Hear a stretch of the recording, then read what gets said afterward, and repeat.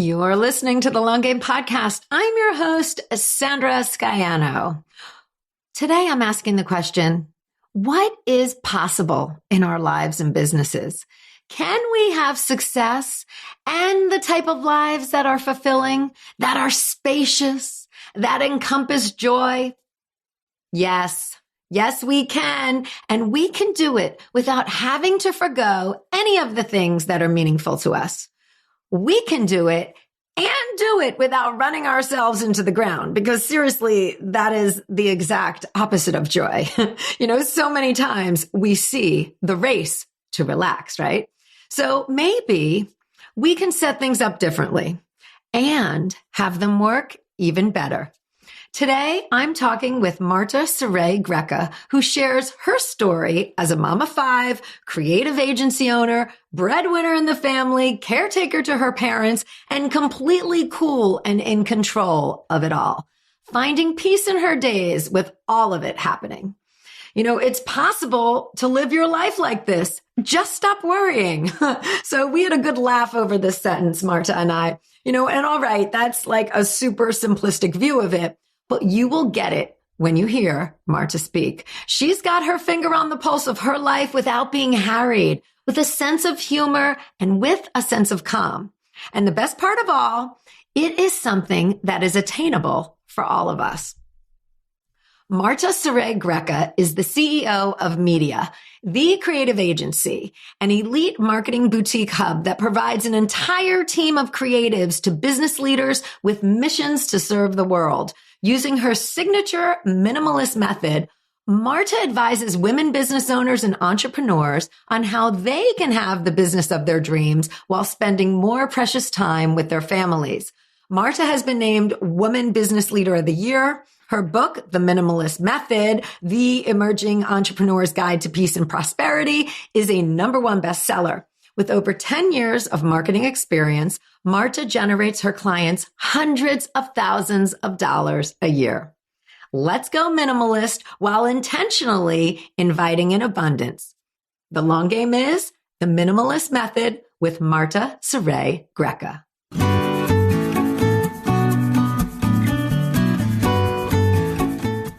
You're listening to the Long Game Podcast with Sandra Sciano. In a world where everyone is doing, it's easy to get lost in a sea of comparison, secret tricks, and promises of overnight success. The long game is my approach to business, the actual day in and day out philosophy that you have to show up, you have to do the work, and there's no quick fixes for long-term success. I'm a web designer, digital strategist, and energetic thinker, and I'm here to share the process and lessons I experience with my clients daily, who are going through the same struggles of building a business as you are. We'll hear from successful entrepreneurs sharing their long game strategies, and I'm fun, so we're going to have a little fun along the way too. Thanks for being here. Let's get to today's episode.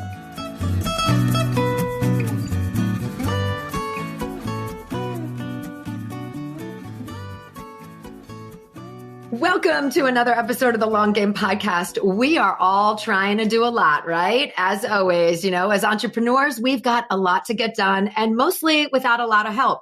We're always talking about ways to do things without overwhelm. And honestly, that's really a huge selling point in a lot of products and services. But, we're into business growth here and, we want to do it in a way where we enjoy the ride. Because like I say to my clients all the time, you didn't get into this for it to suck. So today I'm here with Marta Sauret Greca, and we're going to talk about some ways to approach your business and your life that allows for joy while getting what you need to get done. Welcome, Marta. Thanks for having me. So Marta has created the Minimalist Method. And, before we dive in, because, I need that in my life for sure. Tell us a little bit about your background. Share your story with us a bit. Sure. I've had a media company for over a decade now, and I spent a good bit of that decade struggling, and it did suck. Wondering when the next client was going to come from, how I was going to get clients to finally respect me and get people to stop asking me to do things for free or for trade and stop being broke. And once I figured out my minimalist method, I was able to scale my business very quickly from 30K years to 40K months and beyond, while being a full-time mom to my 5 kids and supporting us, being the primary breadwinner through this, as my husband built our multi-million-dollar land development company on the background that for a long time did not bring any income to us. Right. He had the nice runway, the long runway. Yeah, because that's definitely a long game industry, and we're still waiting for the growth to be as exponential as the investment, but that's to be expected for that industry. So that's my story. And once I figured out my minimalist method, I did start to apply it for my own business and teach it to female entrepreneurs who are like, I'm going to be successful and rich when my kids are older. And I'm like, no, you're going to do it now. So that way. Wow. And like you are the best example, living the example, right? Yeah, no, I love it. One of my favorite things is to be a mom, but I'm certainly not like the Pinterest mom. I do not know how to cook. I can't do crafts. Everything I put together is a Pinterest film, but we just laugh through it. Right. You're the nailed it mom. Yes. Oh my gosh. Yes. And I'm still going to apply for that. Yes, I'm going to still apply for that. Well, it's interesting because you've got all the elements of like, if there's someone who should be overwhelmed, it's you, right? Like running your business, having the pressure, I'm doing air quotes right now, everybody, of like providing for your family, having a family of 6 to provide for. I mean, those are that's all, prime overwhelm. And so for you to really live your message, that's the best example for everyone else, really. Yeah, I think you hit the nail on the head with the word pressure, because how many are entrepreneurs who feel the pressure of, I have to get the clients, I have to figure this out, I have to nail this system. And then you start to feel shame when you don't. And I think the biggest discovery for me was that there really is no pressure on me. I'm a big spiritual person and I can only do what humans can do. And there's only so much humans can do. And so when I feel the pressure of, I have to be all the things and figure it all out, I usually do hand it right back to the divine. I'm like, oh no, I forgot. That's for you to figure out. Just show me the way. Let me know I'm in the right place. Exactly right. Every single day, that's my morning prayer.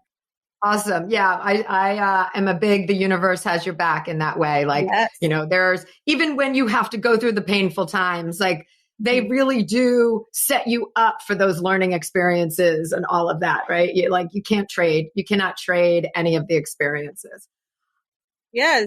We do everything we can to like avoid the uncomfortable times, but those uncomfortable times sometimes are necessary for right. And you are not in control of when the uncomfortable times will come upon you. Not at all. Either. Not at all. So let's talk about the minimalist method. We think of minimalism all about decluttering, and usually that means in a spatial area, right? But like you're also talking about decluttering your mental capacity and other capacities in your life so that you've got room for abundance, right? You've got room for joy. Yeah. And I like to always start the talk about minimalism of debunking the myth of it's not about how little you can have. It's not about how little you can get by without or with. It is being intentional about what you allow to fill up your space in terms of your physical space, your mental headspace, your energetic space, and your schedule as well. And being intentional of what you allow in, and being also methodical about decluttering out the things that no longer serve you and no longer aid you in fulfilling your purpose, your God-given purpose. So that's what minimalism is. And that's what I teach my clients. And we work on the mindset aspect of decluttering. We work on the schedule aspect, the system aspect, the energetic aspect of clearing out blocks. And then finally, the marketing decluttering of how many techie things are you doing that are getting you nowhere. So totally. All right. So we're going to want to break those down. Yeah. Yep. I do want to say one piece though is, and I'm sure you address this with your clients, is that it's also recognizing when something isn't working for you anymore. Like you might have something that has been working for you for so long and you've hung on to it and you're kind of scared to relinquish it because it's it's been that resource for you. So then not only just what aren't you letting in, but like time to let go of some stuff. Mm-hmm. Yeah, letting go of the ledge sometimes too, right? And right. I would say that was the pivotal moment in our lives for my husband and I. Is the first thing that happened is we had no choice but to become physical minimalists because we sold our first home very quickly. Luckily, we had tons of equity. We were able to pay off all my student loans, which was phenomenal. But then what we thought was going to be a 4-week stay in my parents' basement with 4 and then 5 kids ended up being a 2-year stay in their basement. Wow. Why? Because multiple of our home purchases fell through. The one we finally bought ended up being a catastrophe. So you have no choice but to become a physical minimalist when you go from a house to a basement with 4 to 5 kids. And then it rippled into I had to become a minimalist with my schedule because my mom was diagnosed with cancer during our stay there. And I wanted to be present for her. So I started to say no to all the things, no to all the volunteering, no to, will I be ahead of this committee? Will I do this job as a donation? And then also the head trash, because of course there's a little bit of a kick to the ego when you are supposed to be this successful entrepreneur and you're staying in your parents' basement. So letting go of keeping up with the Joneses, essentially. So that was the first step. Yes. Amen to that. I mean, that's something that I think is so freeing when we stop the comparison. And, you end up always when you're doing comparisons, you just don't know the stage of the other person either. Some people have been doing this for a long time. It's your first year. You're comparing yourself to them. And so it isn't a fair shake in any way, shape or form of that.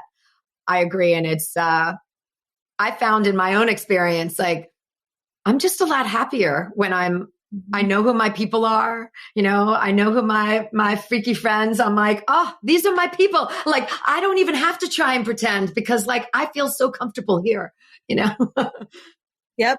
Yeah. You just fully and completely accept yourself. Totally. I'm really curious. I'd love to dive in a bit more about the whole scheduling piece and bringing things in with intention.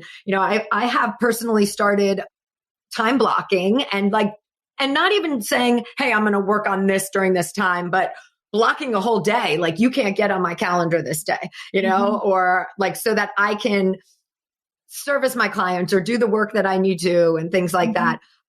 So I would love to talk more about that intentional notion with scheduling. And, because I find people end up, the clients I work with are like, I've got to do this. I'm running there. And my husband and So how does that kind of transformation start to look like? Are you just dead stopping and saying, that's it? No is your favorite word now. How does that look? No, I think we all have some gray lines, and it's interesting because you go through, once you get really good at time blocking, I feel like your ego comes in a little bit and is like, no, hell no, you cannot have that segment of time. I'm sticking to my boundaries and some standards. But sometimes it does take a little bit of flexibility of like, okay, I've made it. I can have a client call on a Monday, let's say, right? But I am very big about time blocking. Like my calendar's open for clients from Tuesdays to Thursdays during set times. I homeschool my children. So obviously there's a block of time that I'm focused on the kids. I'm homeschooling them, and a block of time that they've got their quiet time. Let's be honest, their screen time and whatever they want to do during that time. But this is the time that I'm sitting at my desk and I'm focusing on my business. So there's definitely that separation of priorities and full focus on both spectrum of your life during those times. So, you just threw in a whole nother layer. You're homeschooling. That's a whole nother layer. We all tasted that the past couple of years, got a little taste of that, and you're intentionally doing that. So are you delegating? Like what are your systems set up to be able to be productive and attentive and present and do all these various pieces? I think that maybe I'm not in the popular mindset when COVID first hit. I was like on cloud 9 because I always have wanted to homeschool my kids. My husband was like, you crazy, you run a company, You're not going to homeschool the kids. And, you don't ever let anybody tell you can't do what you can't do. But I kind of was like, no, you're right. That would be crazy. But I was on cloud 9 whenever COVID forced me to do it. And it is very similar. Homeschooling is the myth around homeschooling is very similar to the myth around entrepreneurship, that in order to be successful, you have to spend all these hours on it and you have to have this, and this, and this, and this. But just like you would for your business, it's the same thing we did for homeschooling, is that we decluttered out things that just no longer served us. We decluttered out things that perhaps society has taught us should be an expectation for your family. And we just have a good old time doing it, and, open and embrace the suck, as Brene Brown would say, that or when, just laugh at yourself when you're just had an epic failure. Like this morning, we were making gluten-free heart-shaped chocolate chip pancakes. They looked like SHIT. Okay. Half of my kids didn't want to eat them, but we had fun doing it. So who cares? Right. And throughout the process, we learned math and we learned fractions, and we did Valentine's, and, they practiced spelling and writing and composition and doing that. And they got their art checked off for the day. So it's about finding systems and processes that work for you. Mm-hmm. And then when it comes for the business, yes, I have a team. We're very clear on whose roles are whose. Awesome. But I will say that with my team and I, we have gotten in places where we've experienced growing pains, and we had to revisit systems and processes. And we bring problems to the table as a team and invite everybody to bring solutions. So you as a leader don't have to be the one that always be the fixer of everything. Right. That's carrying the mental weight all the time of that. You've always got to adjust, right? As you grow and as you scale. So that sounds very normal, but really defining roles and really knowing what each person's responsible for, and them being clear on it as well. Mm-hmm. I think we hear a lot about hire people, bring delegate, all of that. But you've got to be clear on systems, how you want things to be run. If that is a new area in terms of we're creating this new system, how does that go? Just that communication piece, you've got to really be clear on. And also just be open and loving and accepting that people are humans and they make mistakes, and coming up with solutions.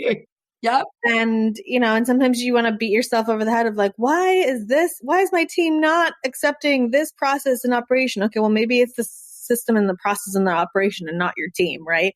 So consistently being open to that improvement. Yeah, I love that you just brought that up. That whole compassionate piece as well.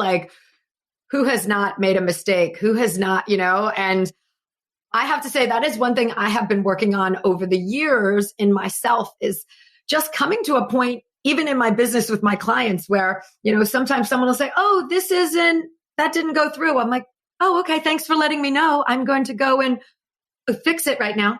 There is no drama. There is not oh my God, okay, hey, I'm really glad you let me know. You know why? Because there's 500 things we're handling, and that one needed just a little tweak. Or sometimes there's a technology update and things happen on their own, Absolutely. So I really feel like this year or in the past year or so, that I've really embodied that, where I'm wow, I am so much calmer by leaving the drama of whatever situation, getting my panties in a bunch about something so stupid, I'm it's not a big deal. Thank you. I'll fix it. Boom. Absolutely. Because we all do make those mistakes, or little glitches in technology happen. So absolutely. I just had a client this morning, and she did her demographic is families and parents. So she did a Valentine's Day special virtual event, and she sent me a message and she's like, it was a disaster. My child did this and Zoom did that. And I'm like, remember that everything unfolds and happens as it's meant to, that the divine would intervene even in technical ways. And what you might perceive as a shit show, sorry, I sometimes use that. It's all good. Yeah, okay. I'm with you.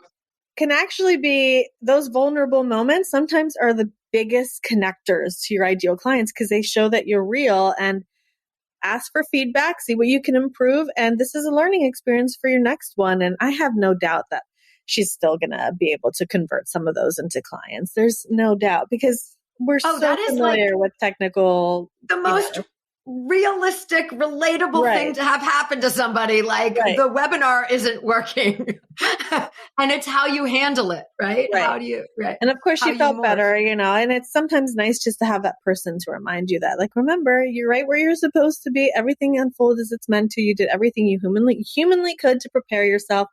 Now let's learn so you can make it better next time. Totally. With you on that. And, so you're also, we're taking inventory, intention wise of what's coming in. And obviously mindset is so important. And it's one of the things like that can be our best friend and our worst enemy at the same time. So let's talk a little bit about how in the Minimalist Method, you are addressing our thoughts. Mm-hmm. Yeah, there's definitely a lot of work on mindset. And I definitely, I would say that 30% of the focus in my program is to help the female entrepreneur to self-coach herself and shift her own thoughts without needing that continual support, because that's the key goal, right? For the client to then go on and be able to be independent and thrive on their own and not consistently be like we talked about before, letting go of the ledge, right? And not always needing that certain tool or module or reminder or person to hold you accountable for your own mindset. So that's usually the goal, is to actually arm them with the skills to shift their mindsets. And I love my clients' results when they end. They're like, I joined your program because you're the marketing expert and I wanted to get to 10K months. Because Made to Thrive, the one program I have, is for people who want to get to 10K months or 5K months. And then we have obviously following tiers to that. But what I experienced the most was rediscovering who I am and the internal peace that I was able to gain. And like, I just feel so much better. And I remember our first sessions, they're crying because they're so exhausted and stressed out and have so much pressure on themselves. And by the end of it, they're crying happy tears because they can't believe the amount of leaps and bounds that they've overcome. But I will say that sometimes the things that are happening in your mind take more than mindset work that's on a surface level. Sometimes it takes a little bit of a deeper work, like hypnotherapy or RTT, because that story will keep coming up and I can keep trying to talk you out of it and giving you the tools of it. But if it keeps coming up and keeps coming up, then perhaps some deeper work needs to be done. Agreed. And, I try and tell my clients, like, it's natural. Like, that's the position of experience when you say, oh, we all go through that, right? You kind of go through all those phases of talking to yourself certain ways or having that feeling. Should I be doing this? Why am I doing this? All of that. So, having you as a guide, so to speak, to kind of work through some of that, but then you leave them with autonomy, right? They're able to be autonomous in addressing it, because that's the key too. They don't have to be reliant on you, a coach, someone else the whole time. Right. Yeah. And that tends to happen also whenever established business leaders who are female, they sign on for what I call the visible VIP with my media company, in which tell us about that. We totally take over their online marketing. We write the content, we schedule it, we measure it, we provide the insights, the statistics, the analytics, we create the graphics. Sometimes if they're local, we'll even take the pictures. It's just like, let's have a half-hour talk a week, tell us what's on your mind, and we create content from it. And then they find themselves signing on 3 to 5 new high-end clients a month. I'm talking like 5K, 10K, some people selling out 80K programs with our help.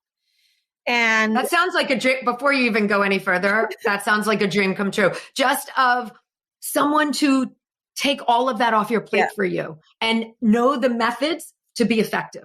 Yeah. Yeah. And people, that's what they will say. Like, to have a team who can totally relay my voice, and it sounds like me, and I don't have to be any part of it. That's like leveraging my time to 100 million gold nuggets, right? But what we're finding is that sometimes that's the missing piece they feel like they get hung up on. And through us doing it for them, there was something that they loved to do, but it wasn't quite working.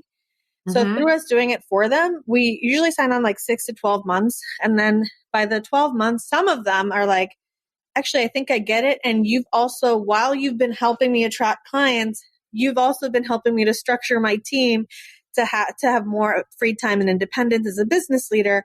So I actually can assign this to my team member and like I have a good system, and we're happy for you, because I'm all about helping you and serving you and providing solutions for you. And just like you said, at some point, the thing that is the ledge that you're holding on, then you're able to move on and grow from. Right.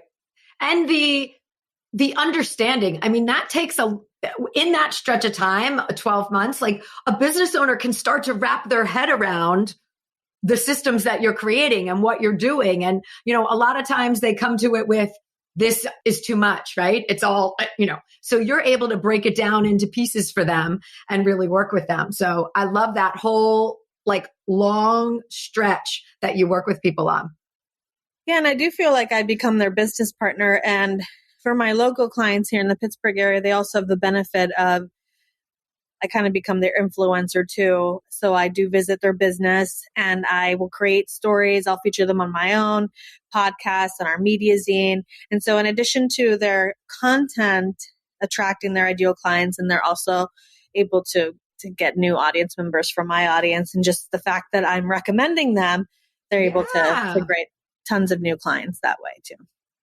And I also think you're the type of business that probably you're a connector, because you're out there so much that you can say, oh, you guys should meet and talk and work together. And when you work with people so intimately on their businesses, you get to learn what their needs are in that way. So I totally get the sense that you're able to really make meaningful connections with your clients. And I never surprise. I think that it's a coincidence. For example, I had a client who was like kind of stressed about the cost of her studio and that expense monthly. And then I had another client who was burning herself out going from client's home to client's home to client's home. Same demographic, different industry. Right. Guess who partnered up? They both did, right? I just connected them and it was a dream come true for the both of them. And same with, and a lot of my local clients are spas. So that's just an easy sell, I think, for my audience, because I'm always talking about self-care and I'm like, here's where I get my massage. Here's where I get my facelifts and all that good stuff. Right. And those are easy recommendations for people to take into. Oh, yes, I need some relaxation and something. Totally. Yeah, I love that whole, and that's the way I operate when you get to know people's businesses so intimately that like, the connection just becomes natural after that, and you're able to broaden what you do through your own vehicles of your podcast and your media zine and all of those type of things as well. Yeah. And it gives you content, right? Like you're also like, I intimately know what questions to ask. I know your story. Let's share that here. Those type of things. Absolutely. Yeah. And I mean, people from being on my podcast, and you've got to schedule some time to be on it too, Sandra. But, they've been able to sell $5,000 worth of their lower end product, or they've been able to sell multiple of their $2,500 offer just by being on my podcast. So it's a win-win for everyone.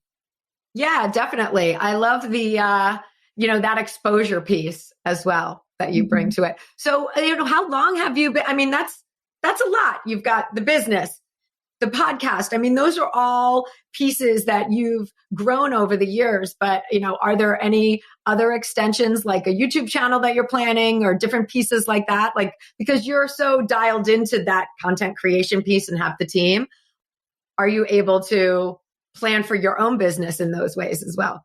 Of course. Yeah. We do have a system where we record, we do record our episodes in my Facebook community, the Minimalist Method. For prosperous female entrepreneurs, we record it live for everyone in there. And that's like the exclusivity they get for being in that free Facebook community. And then we do repurpose it for IGTV, for YouTube, obviously podcast platforms and LinkedIn as well. So the people who are, and then we email it out to our audience. So the people who are featured on it, they get a ton of visibility.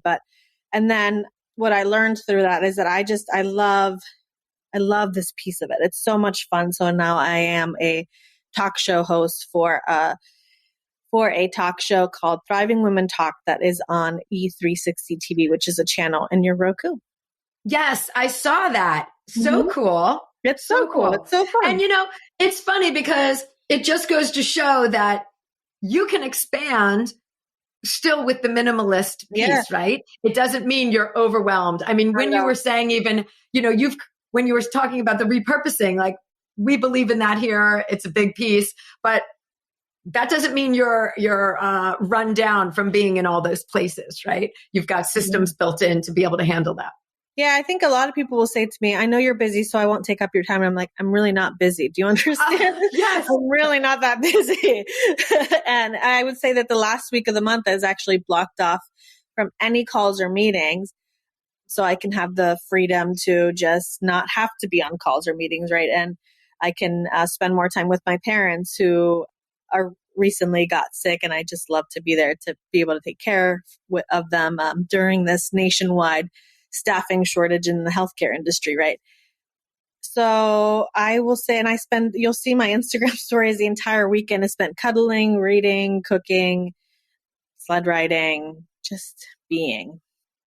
Yeah, that's a little bit of what we all need a little bit more of in our lives. So I hope everyone takes a little bit from this conversation to bring some of that into their own existence, right? Like, we'll make sure that we link to all of the places that you are so people can see you on Instagram and see how you're doing it and be inspired by that. Because I think, when we first start out, there's a little bit of all the things, and now you need somebody to say, it's okay. You can still do the things without it being all the things.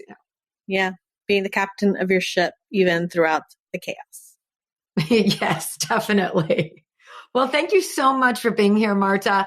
We will link to all of your website and your Instagram in the show notes, and keep spreading your message as well. Thanks for having me. All right, guys, we'll see you next week. Thanks for joining me today. You can access more info in the show notes at thelonggamepodcast.net. If today's show connected with you in some way, please share it with your friends or hop on iTunes and leave me a review. Until next time, keep playing the long game.